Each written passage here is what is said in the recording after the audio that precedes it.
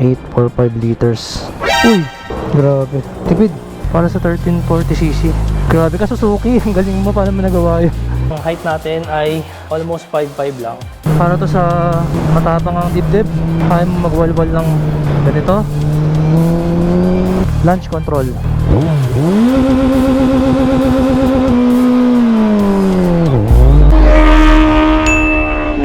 Noong 1996, ginawa ang Hayabusa para tapatan ang Honda CBR 1100 Blackbird. So, noong time na yun, yung Blackbird kasi ang fastest production bike. And then, yung meaning ng Hayabusa ay nanggaling sa isang Falcon. It's a Japanese word ng isang Falcon. Nagsimula siya sa 1,298cc. And noong 2008, nilabas na nila ang Gen 2 Hayabusa at nilakihan yung makina into 1,340cc. Kaya siya naging legendary big bike. Dumami ng kanyang fans dahil that time siya na ang fastest production bike with 200 horsepower. And nito ngang 2022, nilabas na nila ang all-new, ito nga yung current 2024 Suzuki Hayabusa.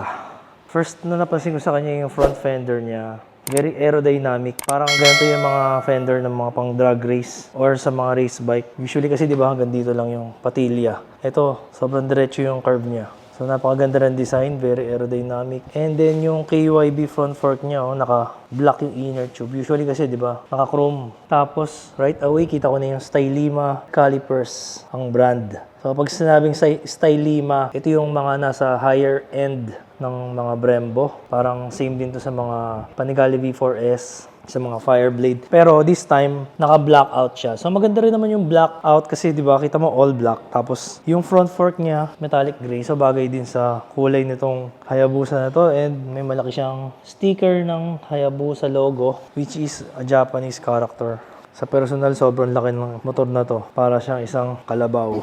Mahaba rin yung wheelbase niya, mahaba yung swing arm, siguro to prevent wheelie dahil nga sa lakas ng torque. Alam niyo naman, 1340cc yung engine displacement niya, inline 4, 187 horsepower. So napakalakas po niyan. So kita niyo naman yung kanyang instrument panel niya, parang kotse. Ayan o. Lalabas yung logo ng Hayabusa. So, sa gitna, TFT display. And then, dito yung mga analog gauges. Reminiscent sa mga older Hayabusa. Pero, yung gitna naka-TFT na. So, yun yung difference niya. Pero, ang ganda kasi kita mo na kagad lahat. At ang laki. Same na rin sa mga kotse. Kita mo rito yung temp sa right. And sa left, yung fuel gauge. Tachometer. And dito yung speedometer niya. Mahirap lang basahin yung speedometer kasi nasanay tayo sa digital, di ba? So, ito, naka-analog pa. So, kompleto na ito sa electronics. Rider mode. Ayan, right now naka-A tayo, ABC. Yung kanyang rider modes, gear indicator. And meron siyang 6-axis IMU, kaya kompleto siya sa electronic talaga. Meron na siyang electronic brake control, power mode, traction control, lean sensitive traction control, cornering ABS, quick shifter, lift control, launch control. So lahat na nanghahanapin mo, and meron na rin siyang cruise control. So lahat na. Nilagay na dito. Siyempre, ito yung isa sa mga flagship bukod dun sa GSX-R. Kaya ang tawag nila dito, GSX-R 1300. So ito yung tatay ng GSX-R 1000. So ang ganda dito. Kita mo yung LED taillight niya. Napakalaki, di ba? Ito naman yung tsura ng DRL niya sa gilid. Tapos meron dito sa harapan. And then sa gitna, ito yun yung projector. LED headlights. Very aerodynamic. Ang ganda ng shape niya. So tinesting to sa wind tunnel. Kita nyo smooth na smooth yung lines niya. Pansin mo siya talaga sa parking. Yung presence niya, very elegant talaga. Tapos yung combination ng gray with candy red, ang ganda. Ang ganda sa mata. So ito may mga accessories na. Nilagyan na to ng seat cowl na Suzuki original. Ayan, may logo ng Hayabusa dito. Ang presyo daw niyan is nasa 15 to 18K. Tapos naka-T-Rex, no cut frame sliders. Kasi kita nyo naman, wala kang paglalagay ng frame slider. Tapos dito, nilagyan ng Orion slip-on lang. So, nandiyan pa yung catalytic niya kaya hindi siya ganun kaingay. So, hopefully, in the next ride, magamit natin to ulit kapag nakat-delete na. Ayan, dual exhaust. Same din naman sa stock. Ayan, so blackout din yung kanyang pegs. Pero magaling dito, yung foot peg niya, nilagyan ng rubber. So pati sa passenger foot peg, may rubber din. So napaka-komportable niyan. Parang adventure bike or sport touring yung style, may rubber. So kahit na long ride, hindi sasakit yung paa mo at hindi rin masisira yung sapatos mo. Kasi yung usually, di ba, naka-tulis-tulis lang na aluminum yung taapakan mo. Yung rear suspension niya is also KYB fully adjustable. So napakaganda po ng play na suspension niyan. And already makita nyo dito, naka-gold chain na siya. So yung tangke nito, napakalaki ng tangke. 20 liters ang isang full tank nito. Nagustuhan ko yung parang graphite gray nung kanyang gas cap. Tapos yung gitna, matte black na anodized. Dito naman yung switches ng menu, mode, tsaka yung pag-set din ng cruise control. Dito yung reset and set ng speed. Tapos adjustable na yung clutch and levers. Pero yung kanyang brake master pump ay ano pa lang, axial. Tapos hydraulic din ang kanyang clutch. So, naka-hydraulic para mas maganda yung pagpiga, mas mapalambot. Yun yung purpose niyan eh. Check naman natin yung kanyang seat height, kung gaano siya kataas. And yung height natin ay almost 5'5 lang. Hindi naman siya ganun kataas actually. Yung seat height niya is 31.5 inches lang. Pero, medyo malapad yung kanyang upuan. Kaya medyo naka-wide yung legs natin. So, medyo may kalaparan siya. Pero, okay lang. Manageable yung seat height niya. So, ang technique dito, ilagay sa foot peg yung isang paa para naka-flat yung isang paa. So, mas safe yun kaysa sa naka-tiptoe ng boat. So, yung weight niya is 264 kilos pero hindi naman siya ganun kabigat. Hindi mo ramdam kapag nakasakay ka na, lalo pag uma-under ka na. Kailangan din huwag mong i-under-inflate yung front tire para mas maliko mo siya during traffic. So, try natin siya itulak-tulak naman. Yan. Yung pag-i-straighten sa kanya, yun yung medyo may challenge, may kabigatan. Pero kapag nagitna mo na siya, nakuha mo na yung center of gravity niya, hindi naman siya ganun kabigat. So, try natin i-atras. Ayan. So, okay naman guys, manageable. Huwag ka lang mabibigla doon sa weight niya. Basta alam mo yung pinaka-weight niya, kakayanin, kaya i-manage. So, yung weight niya is comparable sa mga adventure bikes. Actually, mas mabigat pa nga siya ng konti sa Versys 1000 SE. Kasi 257 kilos lang yata yun. So, maganda rin yung napalitan na yung exhaust niya. Kasi yung muffler nito, dual canister. Tapos, may kabigatan talaga yung solid na bakal yun eh. So, ito, napalitan na ng lightweight na stainless muffler. Malaking bagay yan. Lalo kung mapapalitan nyo yung catalytic niya ng cut delete, mas gagaan pa lalo siya. Malaki pa yung igagaan. So, ngayon guys, isa-soundcheck na natin siya. So, meron tong quick start. Kaya pag pindot mo sa kanya, start na siya kagad. And sobrang laki ng tunog niya. Sobrang bassy. Ewan ko lang kung mapipick up ng camera pero sobrang bassy niya.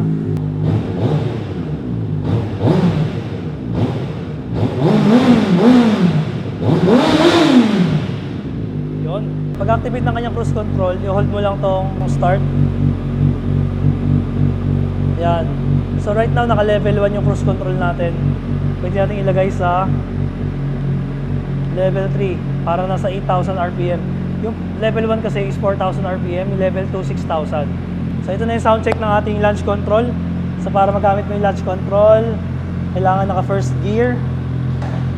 Ayun. Okay, launch control. Wow, isa pa. Isa pa, launch control.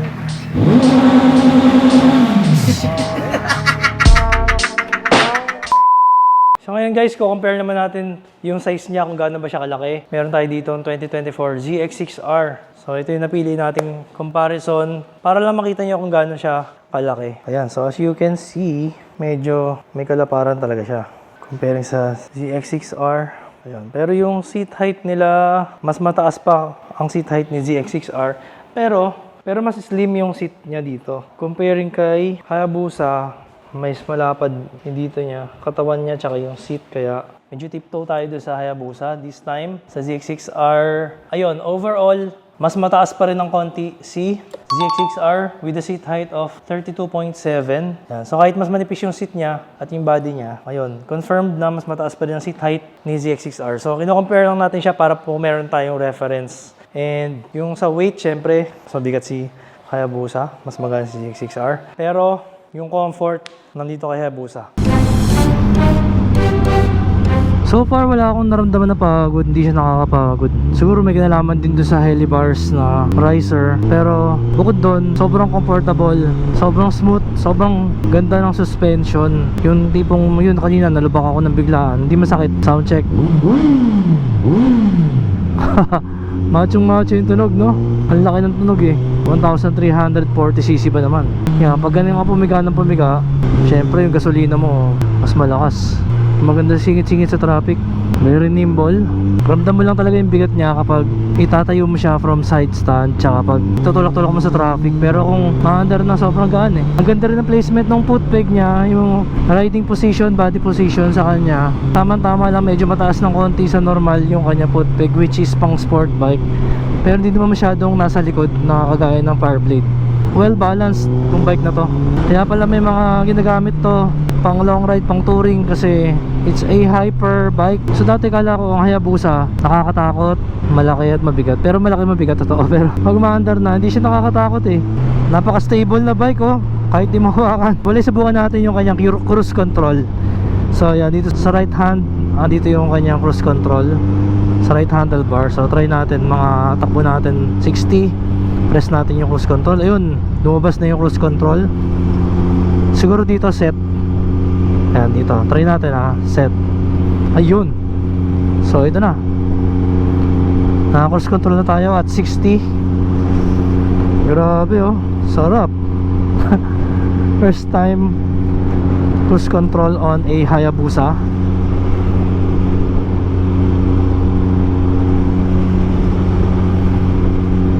Ayan, grabe. Cruise control on a Hayabusa. So, para ka lang namamasyal, no? Ano, para ka lang naka-backride. Pwede ka pupunta sa sa passenger seat. Kaya lang wala pala passenger seat to. Naka single seat cowl. So yun, pagka nagpreno ka, yun, na-off na siya. Once na nag-brakes ka, so patay muna natin. Galing, galing. So at 60, naka 4th gear tayo, hindi nahihirapan yung makina. Kahit naka high gear ka, kahit mabagal ang takbo mo, sobrang friendly, sobrang smooth. Tsaka meron pa tong hill assist. So meaning pagka nasa kalsada ka na medyo paahon, tapos naghangin ka doon, namatay na stop, tutulungan ka niya, hindi ka mamamatay ng makina kasi tumutulong siya, pupush siya ng konti doon. So napaka friendly niya, sobrang sulit, no? Throttle response is crisp and super battery smooth. Sabi nga nila, sabi nga ni Gino, nakita niya to sa Marilaki nung nag-ride kami. Sabi niya, ang ganda na ito pre, bumili ka na yan. Nagustuhan niya rin nung pagsakay niya pa lang, pagsampan niya pa lang. Ang ganda kasi ng upuan pagka Suzuki, sobrang lambot ng upuan. Ito, pakita ko sa inyo yung torque ng 1304cc. Right now naka tayo, low RPM, 3rd gear. So gagawin ko, pipigayin ko. Yun oh.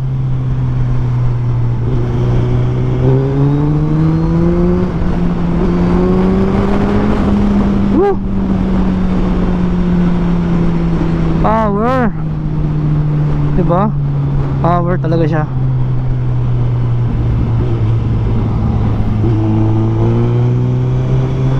Hindi ko na-feel na malaking motor yung dala ko. Minsan nakakalimutan ko, naka-Hayabusa pala ako.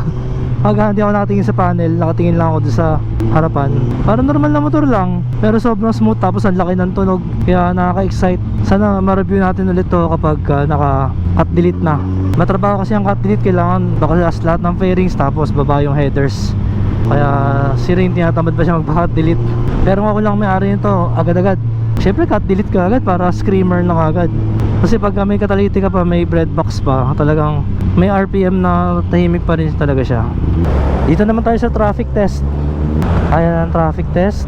Medyo nakaka-conscious lang siya, basta isingit-singit eh. Dahil nga naman di sa akin. Pero kung sa akin to, tatry kong isuot ko sa kung saan to. Pero medyo kailangan mo din mag-ingat dahil malapad siya, tapos nilagyan pa ng frame sliders, lalo siyang lumapad. So kailangan pa rin maging conscious na malapad ang motor mo than usual, para lang iwas aberya, di ba? Iwas sabit.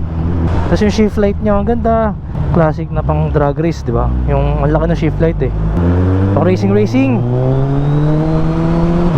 Kaya lang, hindi ko pa siya napailaw kasi sobrang lakas ng makina. Hindi ko ma-reach yung sagad ng makina, yung potential niya. Hindi ko kaya sagarin yung piga eh. Wala, maluwag na maluwag dito sa Fairview walang traffic. So shoutout sa mga taga Fairview, mga taga QC. Tayo sa harapan. Okay, thank you po. Ayun, pati yung traffic enforcer na gandaan. Ganda raw. Baka sumabit daw, laki kasi, haba eh. So yun, bilang commuter bike, medyo ang napansin ko lang sa kanya, ayan, mataas yung temperature niya, pero hindi naman siya nag-overheat, pero I think hindi naman mababa sa 50%, nasa mga 45%. Ayan, so nag-leather ako ngayon, leather pants saka racing boots para hindi ako papaso. Pero kung gagamitin mo siya like ngayon, tanghalin tapat tapos traffic, kailangan naka-riding gear ka, at least sa lower portion ng katawan mo, lalo sa paa mo dapat naka-boots ka, kung hindi ramdam mo yung init, mainit talaga. Nung first time ko sa ginamit, paglapag ng paa ko, pagdating ko sa garahe, nung pinatay ko na yung makina, yung fan, tuloy-tuloy pa rin. Sobrang init sa paa, parang niluluto yung paa ko. So ganun, yun ang disadvantage ng talaga downside ng malaki ang makina, 1300cc. Bukod pa sa malakas sa gas kasi ito, going half tank na lang tayo. And alam ko pag half tank dito, more than half yun sa in reality eh. So I think more than half na yung nababawas. So mamaya malalaman natin, no, pag nagpagas na tayo.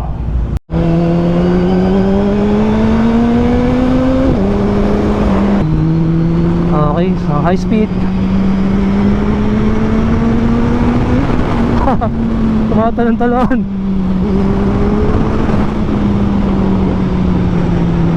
Grabe guys, so ito ang Hayabusa na to. So kanina 275 minus 165, 110 divided by 7.845 liters. Uy, 14 km per liter. Grabe, tipid para sa 1340cc. Grabe ka Suzuki, ang galing mo, paano mo nagawa yun? Ayun, so ngayon guys, susubukan natin tong launch control. So hold natin tong start. Ayan, naka level 3, launch control, clutch, first gear.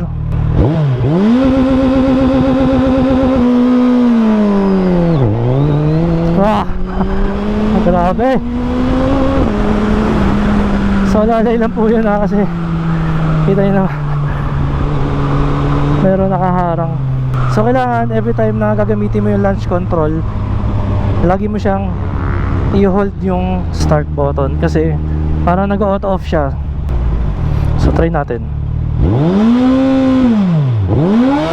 Oo nga, nag-off. So isang gamitan lang siya, hindi siya pwedeng paulit-ulit gamitin. Wala akong masabi dito kundi puro positive. Siguro yung negative lang sa akin is yun nga, may kabigatan siya, tsaka medyo mainit sa traffic. Pero aside from that, kahit sino maka-test ride na ito, kung mahilig ka sa sports, kung medyo na kayo sub-sub, kung mahilig ka sa comfort, speed, sa on-road walwalan, bangkingan na may kasamang long ride, mag-enjoy ka rito. So it's not for everyone. Para to sa matapang ang dibdib, kaya mo magwalwal ng ganito.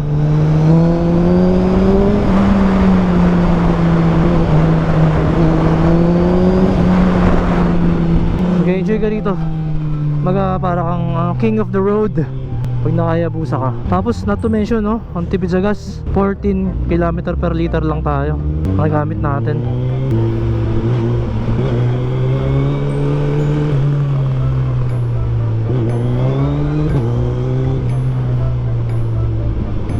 So yun guys, highly recommended talaga. Bata, matanda, may ngipin o wala.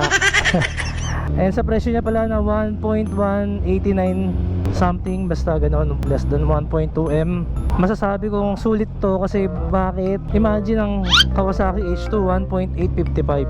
So kung tatapat mo sa Kawasaki H2, mas mura siya ng mga 670,000 plus ang difference, di ba?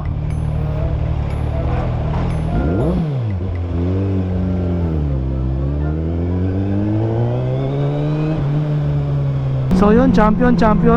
Ang ganda gamitin na ito guys, nag-enjoy ako dito. At napapaisip na nga ako kung parang gusto ko magkaroon na ito someday pag nakaluwag-luwag. So kudos to Suzuki for bringing this bike, Suzuki Philippines, and for still making this legendary bike, diba? Kasi tagal, alam na natin matagal na tong bike na to. At kudos to them na gumawa pa sila ulit ng latest update ng bike na to. Sobrang solid na itong bike na to, wala akong masabi. Para sa akin, para siyang retirement bike, yung tipong endgame na. Kung hindi ka mahilig sa off-road, kung gusto mo lang puro on-road lang, na puro highway, yung gusto mo top of the line na wala ka nang iisipin.